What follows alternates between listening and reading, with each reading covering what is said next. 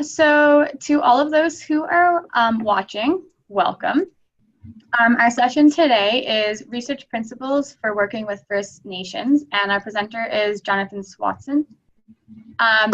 So Jonathan is First Nations from Northern Ontario, Cree, with a background in political science and international relations. He lived in New Zealand for 12 years, but he's been working with First Nations organizations in Canada in governance for 12 years.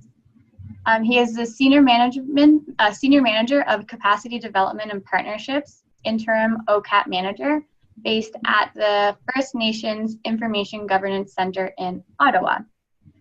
I'm going to pass it now over to Jonathan. Sure. Perfect. Perfect. Thank you very much. I just wanted to make a little shout out, a little acknowledgement. I don't know if you can see it very well. Of course, it's quite small, but I've got a little purple heart, beaded heart here on my jacket.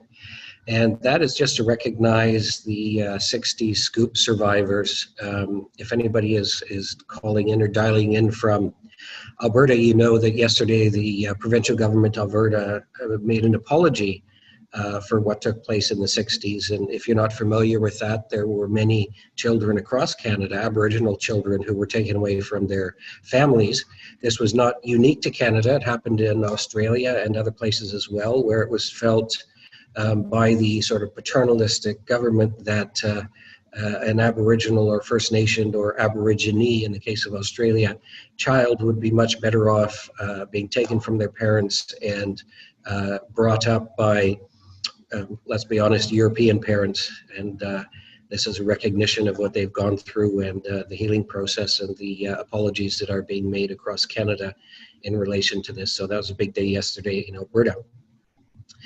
So I just want to divide this presentation quite simply into two parts. They're not exactly equal. The first part's fairly short, and that's just an introduction to the First Nations Information Governance Center. The second part is specifically in relation to OHCAP, which I think is probably more what you're here to listen to today than the history of the Governance Center. But just a few things, because they're very explicitly linked with each other.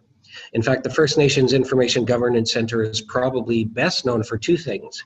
The first would be OHCAP, and the second would be the regional health surveys that are done on reserve across Canada.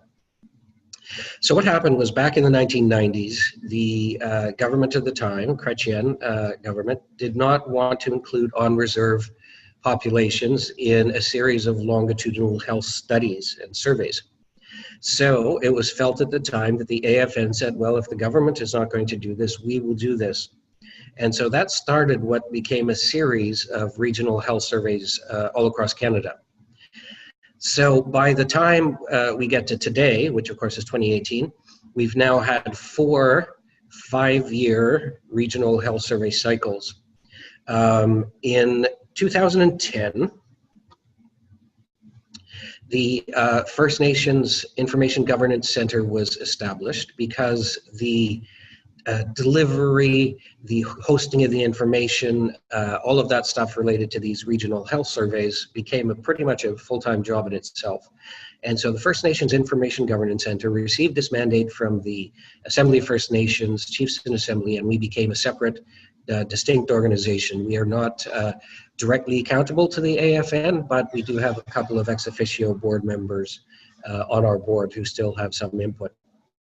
So the organizational structure is simply that we have 10 regional partners across Canada, and they constitute our membership, and they represent First Nations in their region.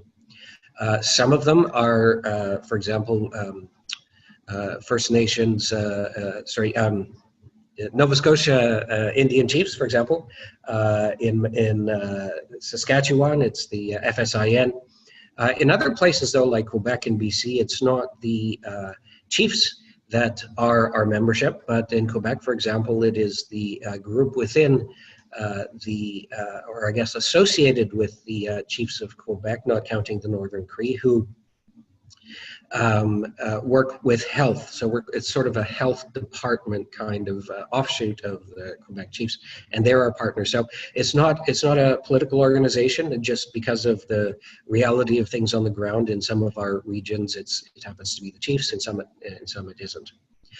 So our 10 members constitute our board of directors and our membership.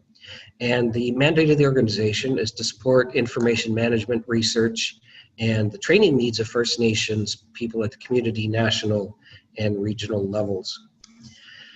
So we are basically continuing with the health surveys. This is an ongoing thing. The third round, it's actually the fourth round of the health surveys was completed, but we call it the third round because the first round was a pilot. So we're looking at 20 solid years of health research. The last one was completed and the results were released in March, with a follow-up report coming in July. So we're making great progress in moving forward First Nations health in the dialogue across Canada.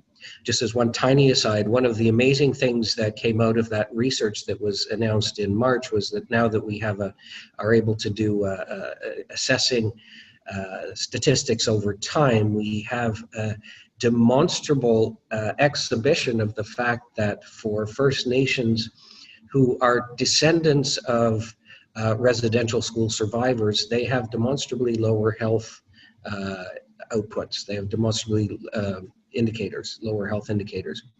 So that is the first in a sort of more scientific way of demonstrating that intergenerational trauma is a thing, is real.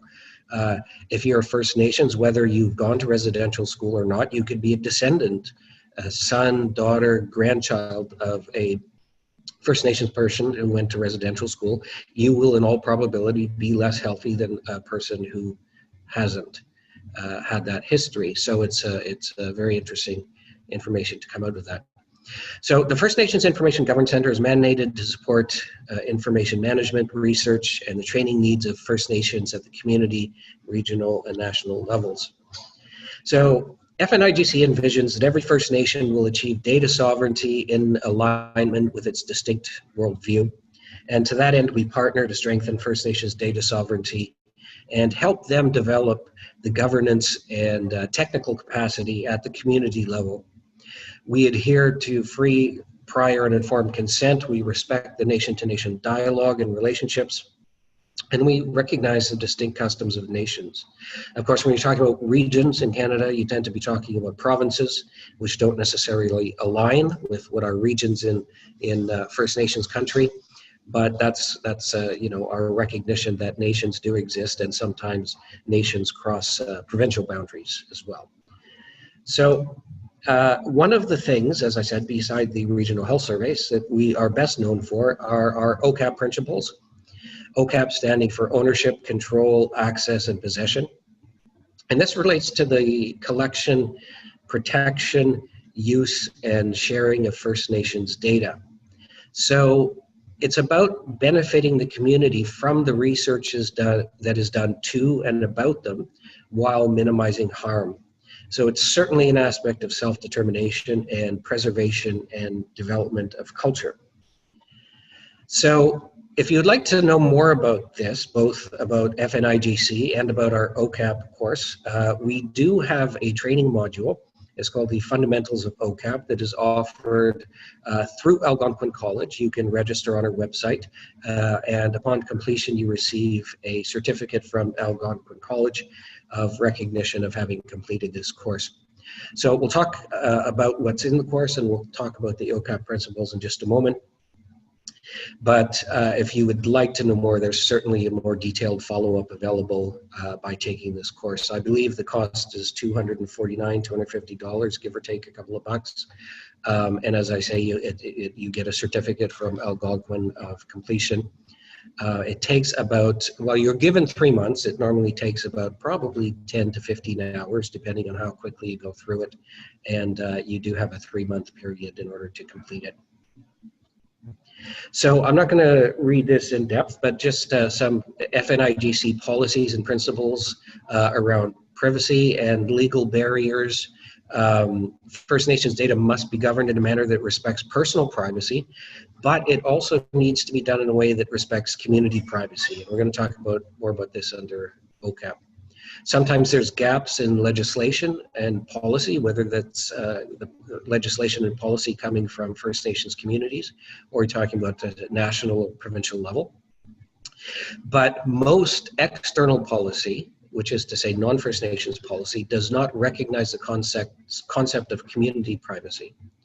It's not even really articulated in federal legislation. So a lot of what OCAP does is insert this community level rights in terms of privacy into the dialogue. So, for example, the Government of Canada holds a significant amount of information about First Nations peoples from the Indian Registry, FNIGC, First Nations Health. There's over 200 First Nations databases alone within INAC. So the collection, use, and disclosure of this information is governed not by First Nations law or First Nations principles, but by Canadian principles, such as the Privacy Act, the Access to Information Act, and the Library and Archives of Canada Act. So information that records or identifies First Nations groups or communities, we feel should not be used without the consent of the affected First Nations, regardless of who holds that information. So as you can tell, sometimes this does run into conflict with some of the federal government's own laws and policies.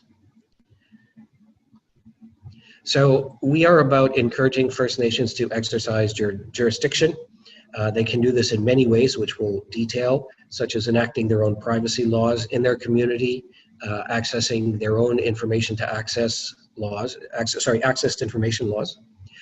And that is one of several methods that they can use to protect their information. One of the things, of course, is the capacity to go out and investigate where First Nations information is held, and we also act as a sort of handmaiden in this to help communities know where data about them exists and how they can extend governance control over that data.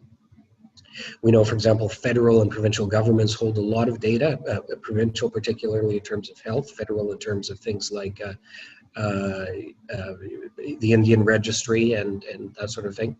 And also other organizations, research institutes, universities hold a lot of data about First Nations, sometimes, as we'll see in the rest of the presentation, without the First Nations actually even knowing that it's out there. So we encourage repatriation where possible, and where not possible, we encourage First Nations to work with those people that hold their information to come to agreement about who can access it and who has physical possession of it. We have a particular relationship with health institutes because of our regional health surveys. We do a lot of work with various health groups, both nonprofit and governmental. And so First Nations data stewardship is complicated by these multi-layers of government. For example, the provincial health bodies, as you know, deliver the services, whether it's funded by FNIGC and all that sort of stuff. So some extra barriers are thrown in there when we talk about health. But First Nations capacity is growing, and we encourage that, and we try to facilitate the increase in capacity, both technical and in human capacity, so that we can find out where that data exists and bring it home. So that's a little bit about FNIGC as an institution and how we kind of came about and some of the main things we do. The principles of OCAP, which is probably more what you're here to hear, came about because of the work that was done with the regional health surveys. The principles of OCAP really derived from the work that was going on with the First Nations Information Governance Center and its regional partners going into communities, on reserve communities, and asking lots of questions about health, wellness, that kind of thing. And I say it's more than health, because the questions have always been more based on a First Nation sort of epistemological worldview about, you know, all the things that contribute to well-being, not just explicitly health-related questions. Do you take diabetes? Do you have diabetes? How many pills have you taken? So that's always been how we've operated. And as part of these, the OCAP principles came into existence. So I just want to give you an example, and I won't go into details with this because this particular point I think is more relevant when we give these sorts of presentations in communities. But just the importance of information and information governance to nation rebuilding. These are huge handmaidens to nation reconstitution and nation rebuilding. Give you one very broad example, doesn't even relate to health explicitly, but there was a First Nation on the northwest coast of BC, the northwest coast of Vancouver Island actually, that was remote and suffered from one of the, well, many of the problems that our remote First Nations suffer from. They had forestry companies, extraction companies, hydro coming in fairly regularly and saying, hey, we're going to clear cut this area. This is consultation because we're telling you in advance. Maybe there's a couple of jobs in there for you. And this nation basically got sick of seeing its traditional territory devastated by bad forestry management practices. And one of the sort of more clever things that I've seen First Nations do, they actually hired LIDAR specialists. If you don't know what LIDAR is, it's the ground penetrating radar. You might have seen it in the news because they've recently announced discoveries in Central and South America that they found whole cities underneath a jungle canopy that they had no idea were there before. So what LIDAR does is it can, because it's using lasers and so on, it can penetrate through the forest and tell you what existed before. It can identify old growth, new growth. It can identify when forests were cut, whether they were overcut. It can identify archaeological sites, usage sites that have long been buried over by dirt and forest. And they invested a lot of money, and they hired these LIDAR folks to come and got a mapping of their traditional, LIDAR mapping of their traditional territory. Now, all of a sudden, the tables turned, and the forestry companies don't come into the community any longer to tell what's going to take place. They come into the community asking for information about their traditional territory. So, the power dynamic in that has shifted because of the fact that this nation has assumed, gone out of its way to build an information repository about its traditional territory. Now they are in a commanding position in terms of infringements of their rights and resources. So that's just one example of how data and the governments of information is significant to First Nations. I just throw that out there. We're going to talk a couple about more, but I want to get to the OCAP principles per se. So there we go. One other cautionary tale. Why do we need OCAP as First Nations people? Well, there was a group in Arizona called the Havasupai, and you can look this up online. Several years ago, probably 25, 30 maybe, a researcher from the University of Arizona came into this very remote community. They live in the remote part of it, the Grand Canyon, and said, hey, listen, we know that your community is suffering from a couple of very specific diseases that you seem to have more than other people, so we would like to take some blood tests, take them back to the university, do some research, see if we can come to some way of helping you, some sort of research or maybe perhaps pharmaceuticals that would work for you. So the nation agreed. They gave a whole series of blood samples, and the researcher went to work at University of Arizona. Now, what the community didn't know, had no way of knowing, was that researcher then left the University of Arizona, took the blood with him, and undertook research using that genetic sample, because it was from a small remote area, and did research into all kinds of other things. He did in terms of mental health and addictions and a whole series of things. Not only that, but he basically pimped out the blood of the Havasupai. So other researchers and postgraduate students and so on could access this genetic database of literal blood from the community. Now, this went on for several years. The blood itself was taken to England, to other universities, and it was only by coincidence that one day a Havasupai member was walking the halls of the University of Arizona and saw a PhD student giving a presentation using the Havasupai blood database. And you can imagine the shock and horror that community felt, that all of this research had been done about them, not with their consent. I mean, they had no idea, but it wasn't even being of benefit to them because they didn't know where the blood was. They didn't know what kind of research was done. So it caused a huge controversy, and there was a ceremonial kicking out of the community of researchers, basically. So you can imagine the sort of the disastrous PR, of course, for Arizona, but also the way that the community in future would approach other people who came to research them, even with good intentions. They'd be like, why would we believe you after this horrible experiences?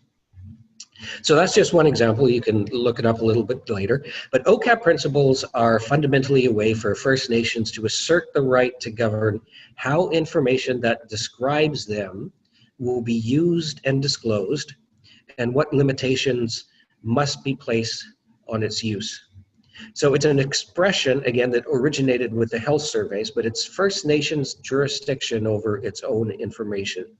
Now, this is a higher level, and I alluded to this before, it's a higher level of privacy protection that goes beyond even what the Government of Canada legislates in terms of its privacy, because Canada protects individual rights, whereas OCAP protects community, nation, and collective rights. So it's interjecting a whole new level in there. Just two quick more examples. You might have heard in the 2000s, First Nations Inuit health benefits. They were approached by Brogan, which is a private research company. They used the Freedom of Information Act to get the prescription records from FNIGC. So they had the prescription records of all First Nations across Canada who accessed First Nations Inuit health benefits, which is, I guess, pretty much everyone, really, when you think about it. They then released this information to Big Pharma. Now, first of all, no community, not even on an individual level, were even aware that this was going on until it sort of came out in the public. And so OCAP is a counter to this kind of misuse and commercialization, even in this particular case, of our health information, health data. One other tiny example, just for sake of time, is that the Indian Registry, due to change in policy and regulation, now Stats Canada has access to the Indian Registry. And the Indian Registry, if you've ever worked in a band office, there's a lot of information held about First Nations individuals in that, and now Stats Canada has access to it. So this was clearly, all of the above were not done with our consent. They were not even done with our knowledge, let alone our consent, let alone us having access to that same information, let alone us controlling who else could see it. So OCAP addresses these concerns about how data is gathered, how it's used. It takes into account First Nations input and consent, the First Nations information, how it can be appropriated, how it can be distorted, how it can be treated like a commodity. These are what OCAP is trying to prevent.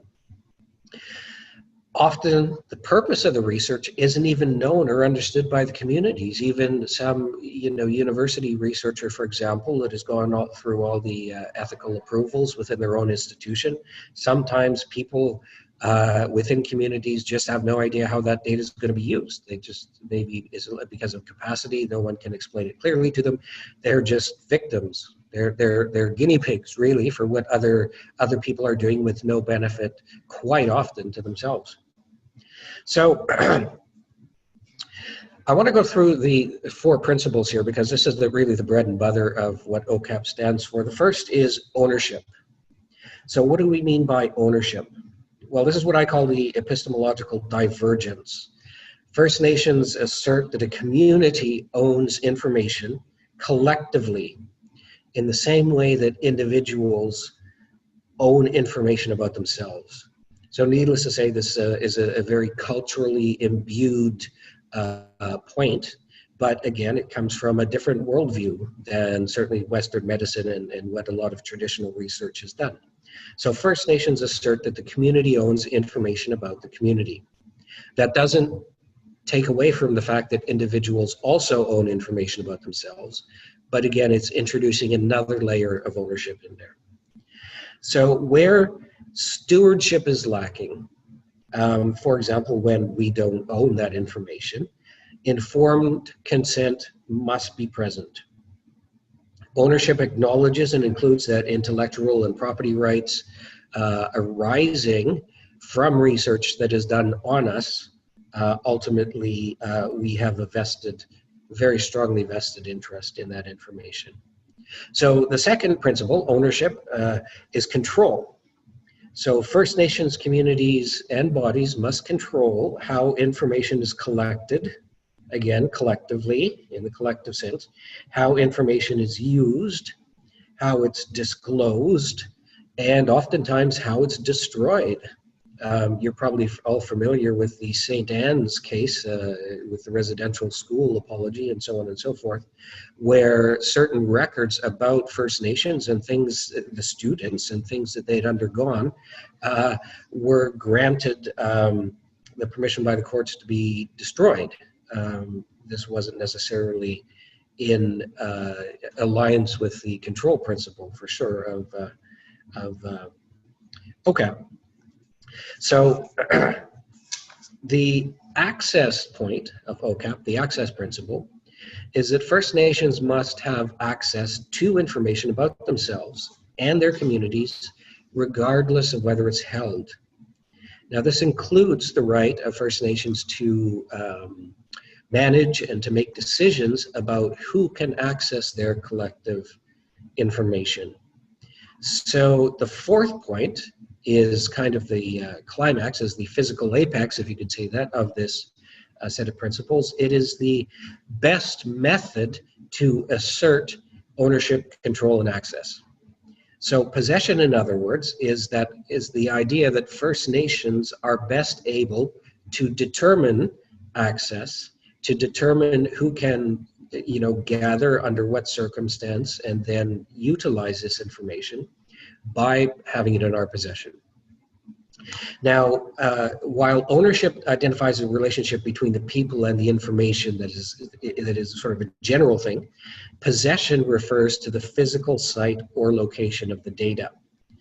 Now, just to be clear on this, we're not being hyper aggressive and too staunch. We're not saying that First Nations must literally have in their hands all data that's ever been had about them. But it's simply that by knowing who has what information, we can enter in agreements, for example. It's not necessarily that every First Nation has all data held about it literally on the res. We can do partnerships. We can do agreements with others. Some provinces actually have agreements with First Nations to host the data. Some health organizations have agreements, for example, in Ontario, to host the data. But respecting the OCAP principles that while they're hosting the data, they do not, or they're possessing or have stewardship of the data, the ownership, control, and access lies with the community themselves. So I just want to talk about the types of harm that can come, and we give a few examples of that, but the types of harm that can come when OCAP principles are not implemented and are not subscribed to. So all of these, I guess, would fall under community harm. We have the legal harm, the relational harm. I'll give you one example because I guess a lot of you are in the research field. Distrust of researchers. Some of the stories I've told you before, it shouldn't be surprised that some nations and communities and tribal organizations just simply don't trust researchers because of some of these past issues and past examples where researchers have come in, kept the information, and no one knows whatever came of it or what it was used for. There's the psychological harm that comes from this. You say, well, that's a bit overstating things, but I'll give you an example. There was a New York Times report that was done. This was going back a few years now, about a community in Alaska. It was called the Barrow Alcohol Study. And what had happened was this particular community had come into some money because of oil exploration being done in their region. And the New York Times basically did a sort of in-depth community profile, and this was their heading in New York Times. Alcohol plagues Eskimos. Another related article that was picked up in a different paper said that the Barrow area native population was, quote unquote, a society of alcoholics. Now you can imagine the psychological harm that's taking place here. Now all of a sudden somebody from a native population goes to apply for a job in Juneau, or well, you're from Barra, you're one of those pathological alcoholics. So that was quite a negative portrayal, and not necessarily accurate, but the accuracy is another story. It was just the way that it was portrayed. The evidence was collected without even the First Nations knowing what was going on, and then all of a sudden they find themselves in the New York Times listed as a bunch of drunks. You have economic shame or harm. You have physical harm. A lot of research, if not presented carefully, can tap into existing prejudices. I mean, we've heard examples of this in Thunder Bay is particularly terrible, where an Aboriginal woman walking with her friend down a highway, and somebody throws a trailer hitch at them, and then she ends up dying from the physical consequences of this. Well, that resentment doesn't come from nowhere. It comes from messages, whether in the mainstream media or in research that trickles down to the mainstream media, that is, portrays First Nations in a bad way. So then this happens, and again, you as researchers run into the problem, well, why won't this First Nation let us come in and talk about mental health? Well, that's kind of an answer right there, or alcoholism, or poverty. It's like, well, why would we let you embarrass us? So that relationship between researcher and community is harmed, and the community suffers harm from others as well in other ways. Those are just, of course, a few examples. So what then are some, oh yes, and one other example I forgot. This was a very similar case in British Columbia, where New Chalmouth blood was taken by a researcher.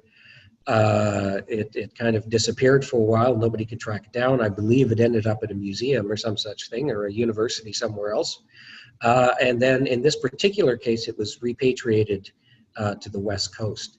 Now, the nation had no idea what was going on, what was being done with the blood, but there was a lot of ceremonial significance and a lot of spiritual significance to the return of that blood, because the blood, of course, represented was literal blood taken from members of the community, elders, and people in the community who had passed on.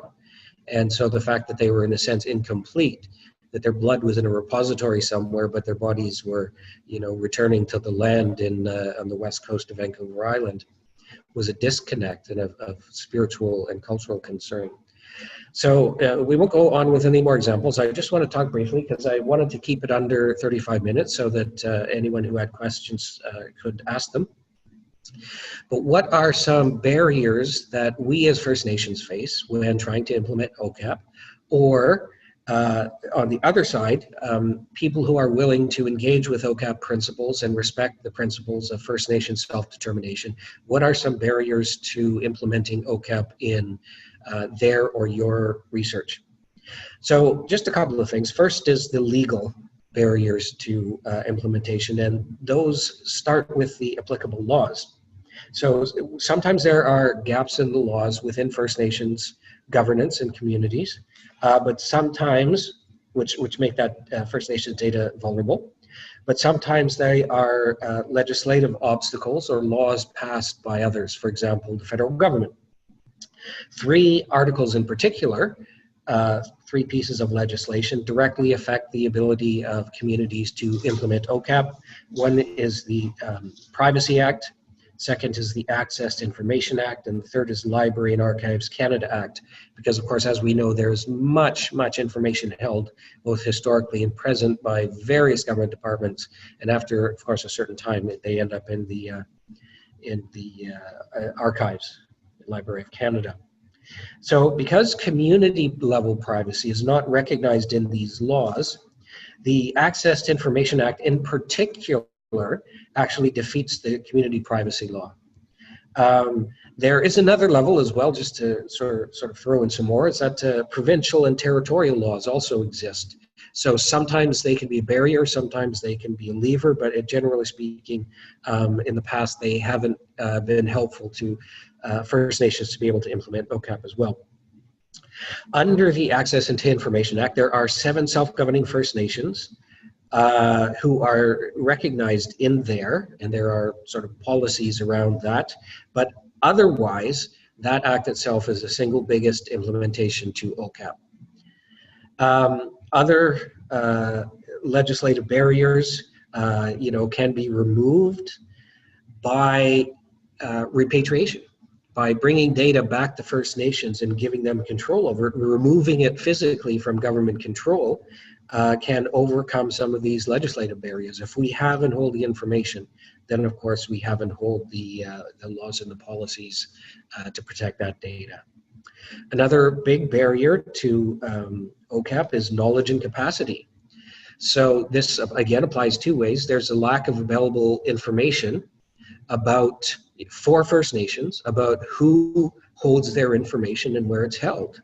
So, First Nations at the best of times are a little bit behind the eight ball in capacity in terms of dealing with Western governments and policy and bureaucrats. We're getting there, but it's difficult for a small First Nation or a small community to have the capacity resources to find out where all these databases are, who holds information about this community, where physically is it, where is it held. But also there's a lack of information about OCAP by researchers, and so that also constitutes a barrier. One of the things that we do at the First Nations Information Governance Center is that we kind of keep an eye out on who in the research field is claiming to be OCAP compliant. Because we've had some examples of researchers who mention in their published research that they have been OCAP certified, or they are subscribing to OCAP principles, and when we look at some of the research, they clearly aren't. So that's kind of an issue there.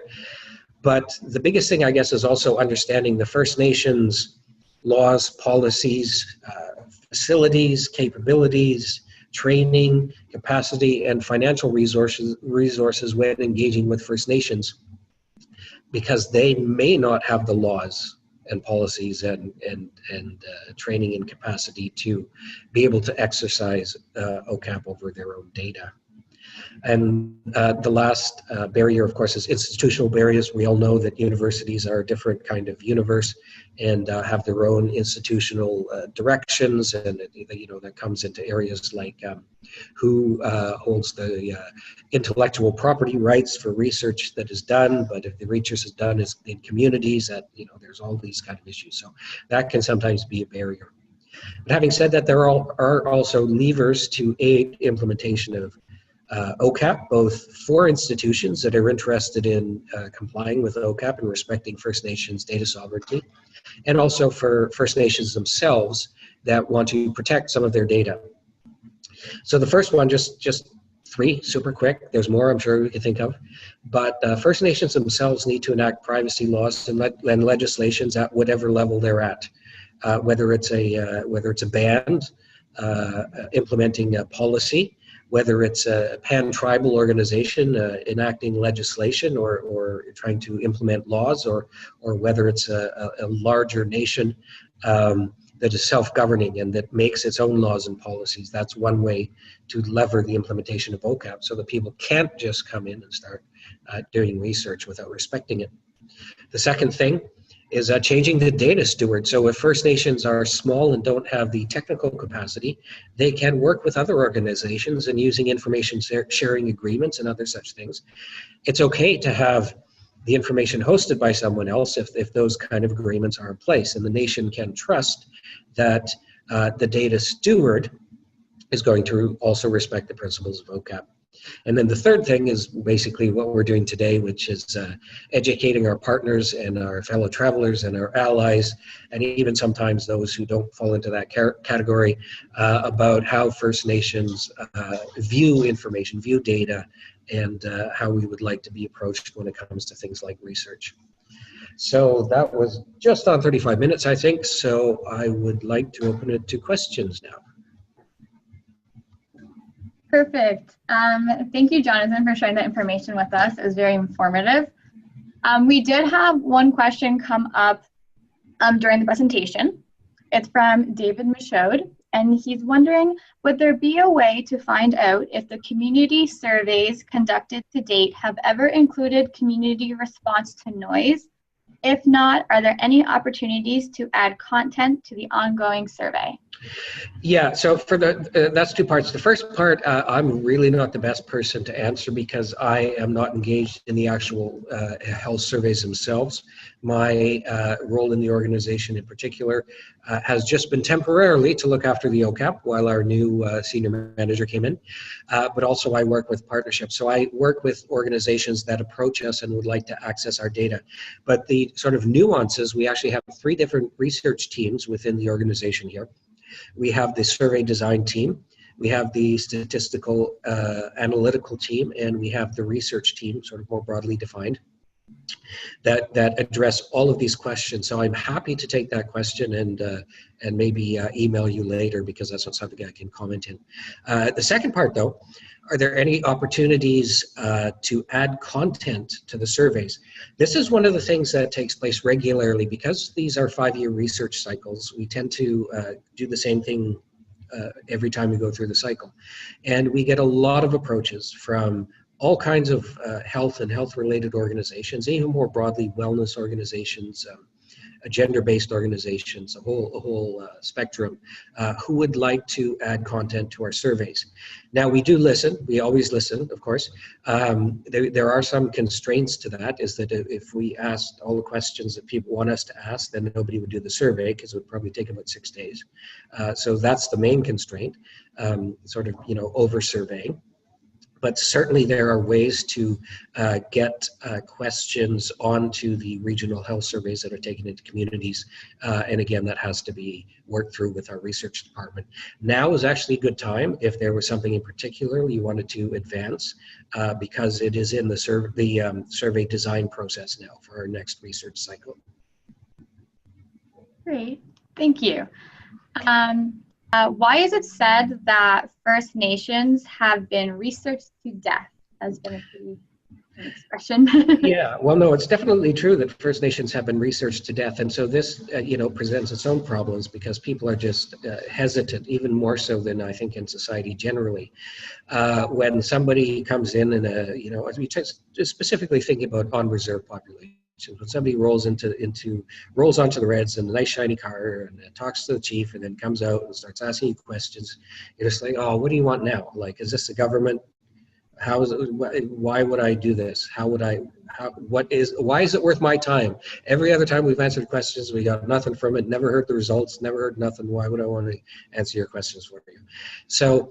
And this, this goes back, this mistrust of researchers. I mean, there's a reason for it, if you go back and look at the history, what was done at residential schools that came out a couple of years ago with the nutritional research. At residential schools, individual schools were mandated by health authorities to feed certain students or certain groups of students, and sort of so that they could weigh that against what nutritional stuff was fed to other students, and so the whole group of children across Canada was used as a medical experiment.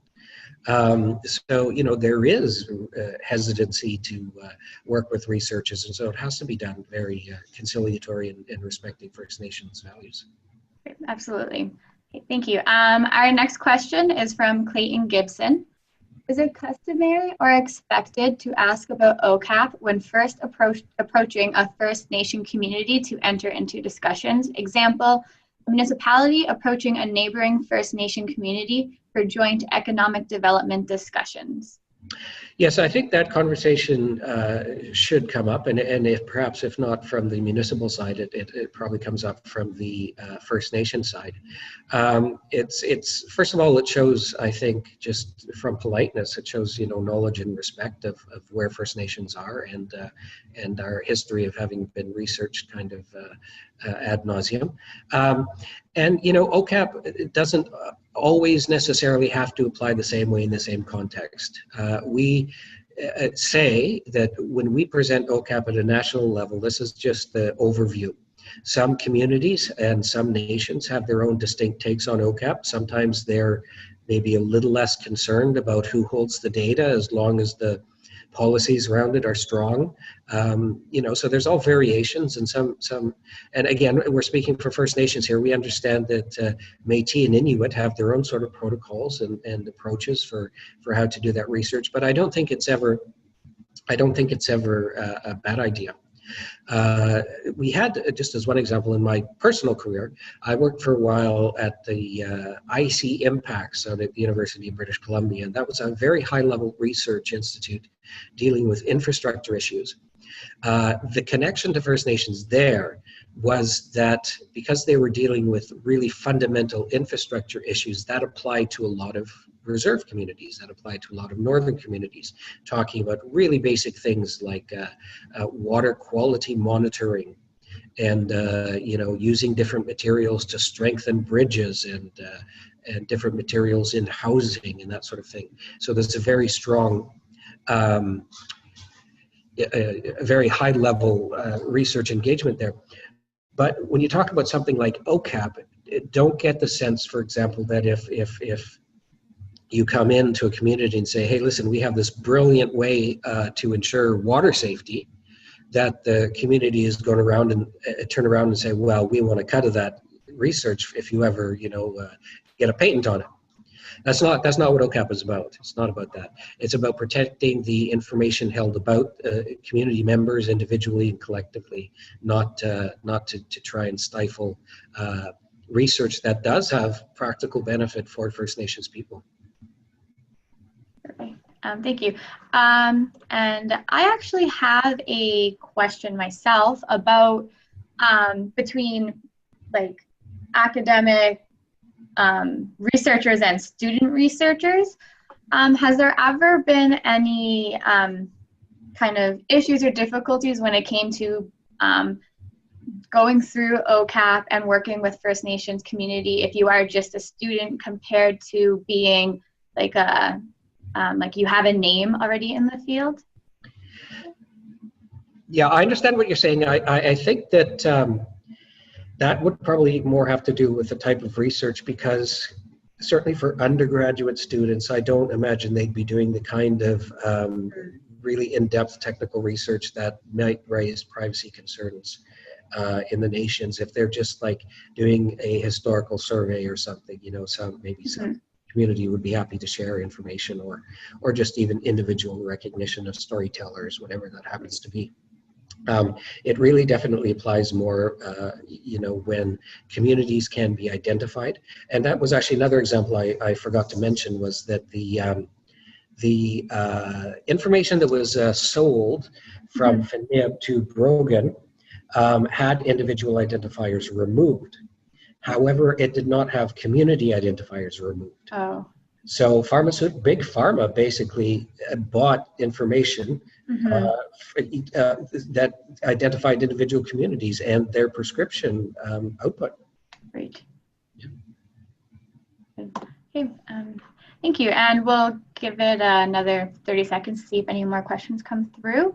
Sure. And I'll actually just one point to the undergraduate stuff, because, you know, we're not averse to being researched. We're just kind of tired of having it done the wrong way. So yeah, an undergraduate student that demonstrates, you know, a basic knowledge of OCAP and makes an approach, I'm sure they'll generally be well received for demonstrating, you know, that they're interested in what the community wants.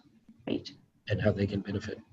Yeah, no, that's great. Yeah, because I was thinking about when you're a new researcher, sometimes it's a bit intimidating going through all of this stuff. So, yeah. Okay, great. Thank you for the opportunity. It's always great when we get asked this, because we, being a small First Nations organization, are limited in our capacity to go around and take this message out to people. So every chance we get, we like to let people be aware. And again, I would just encourage, if there's researchers that have an interest in learning more about this, there is a brief online course through Algonquin College that we offer. You can find it on our website.